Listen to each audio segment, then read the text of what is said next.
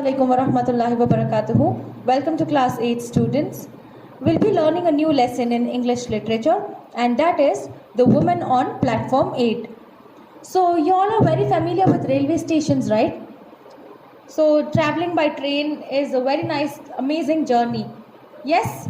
So here, in this lesson, we'll be learning about a boy who's just 12 years old and he meets an unknown person.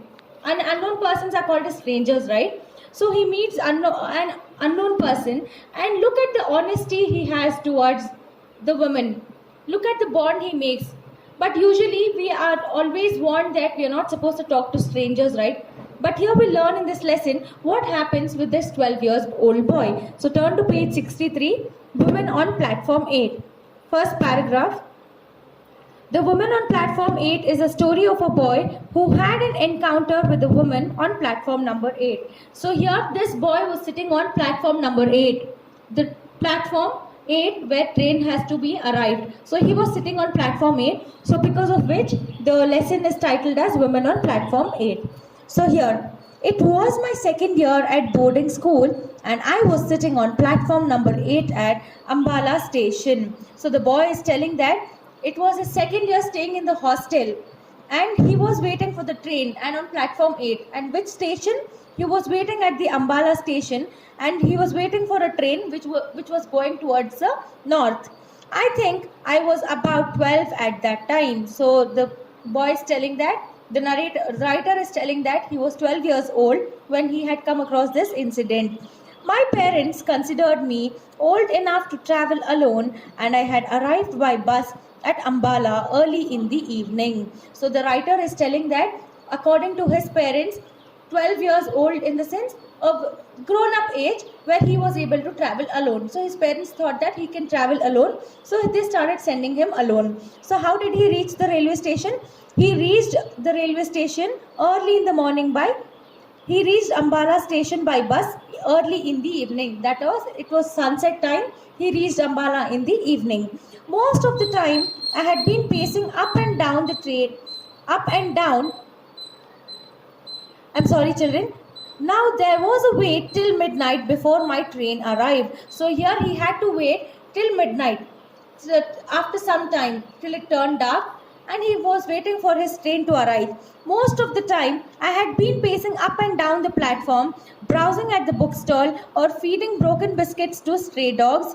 So what he would do when he would wait for the train, he would move from one side to the other side, and what he would do, he would go at the bookstalls. There are stalls on the platforms, right? He would go to those stalls and search for the books. He would give biscuits to the dogs who would stay over there.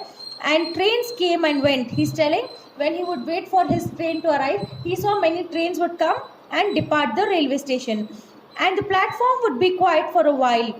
He's telling when there was no train arrived, the platform was very peaceful. And then when a train arrived, it would be an inferno of heaving, shouting, agitated human bodies. So when the train would arrive, there would be a lot of disturbance of few people getting in, few people getting down, clashing with each other.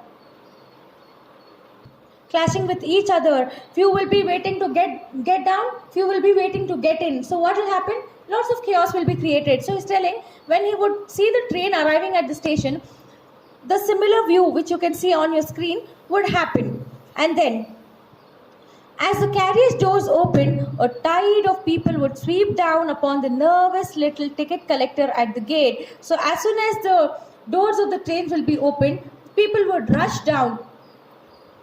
So what they would do after they get down? They would rush towards the ticket collectors to show their tickets. And then a tide of people would sweep down upon the nervous little ticket collector at the gate, and every time this happened, I would be caught in the rush and swept outside the station. So whenever the train would arrive, you had to get mixed with the rush of people. Either because of this rush, he would just come out of the station itself. Now, tired of this game and of ambling about the platform, I sat down on my suitcase and gazed dismally across the railway tracks. So now he was very tired of looking around these people moving from one stall to the other. Finally, he sat on his suitcase and he started looking at the railway tracks. Are you all alone, my son? So when he was sitting and looking at the railway tracks, somebody comes and asks him, "Are you all alone, my son?" Asked a soft voice close behind me. So the narrator is telling that when I was sitting on the suitcase, a very soft voiced person came and asked, "Are you going alone?" I looked up and saw a woman standing near me. So the narrator looked up and saw that it was a woman who was standing close by to him. She was leaning over and I saw a pale face and dark, kind eyes. So that woman was leaning and standing and she had a very pale face, that is a sad face, and dark, kind eyes. That means she had eyes which showed she was kind. She wore no jewels and was dressed very simply in a white sari. So the woman had not worn any jewelry, neither earrings nor any kind of jewelry, and she was wearing a white sari. "Yes, I am going to school," I said, and stood up respectfully. So when the woman asked, "Are you going all alone?" the boy says, "Yes, I am going to school." And how did he do? He replied with lots of respect. She seemed poor, but there was a dignity about her that commanded respect. So the boy's narrator is telling that the woman looked like she is very poor, but there was something in her which told that he had to respect her. This means that the boy has good manners. "I have been watching you for some time," she said. "Didn't your parents come to see you off?" So the woman is telling the boy, dear child, I'm looking at you from a long time, and I wanted to ask if your parents have come with you or not to drop you." So see what the boy says. "I don't live here," I said. "I had to change trains. Anyway, I can travel alone." So the boy says, "No, I don't stay in this particular place. I have to travel, I have to change trains. That is, two or three trains has to be changed to reach his school. So it's okay, I can travel alone now." "I am sure you can," she said. So the woman listening to the boy's words, she'll tell, "Yes, I am sure that you can travel alone." And I liked her for saying that.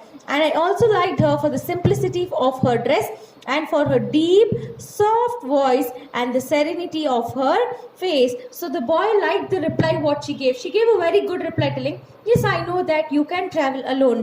And he's telling that the way she had dressed impressed the boy. This means she was very simply dressed in white sari, and she had a very soft voice, and there was serenity on her face. There was kindness on her face. "Tell me, what is your name?" she asked. So now after listening to the reply of the woman, they started talking to each other. So now the woman is asking the boy, "What is your name?" The boy says, "Arun," I said. So the narrator is telling, "Arun, and how long do you have to wait for your train?" So woman is asking, how many more minutes are you going to wait for your train? So Arun says, "About an hour, I think. It comes at 12 o'clock. So Arun is telling, "I need to wait for another hour because my train will come here at 12 o'clock. Then come with me and have something to eat." So the woman is telling, "Come with me. Instead of waiting, come with me. We'll have something." I was going to refuse out of shyness and suspicion. So the boy got a little nervous when she told, "Let's go and eat." He was about to tell, "No, I don't want." Why? Because he was feeling a little shy and he was suspicious. He was feeling suspicious because usually we cannot trust the strangers, right? So he felt that she is going to do something wrong. But see what happens. "But she took me by the hand." But what did the woman do? She held the boy's hand, and then I felt would be silly to pull my hand away. So when the woman held the boy's hand, he kept quiet.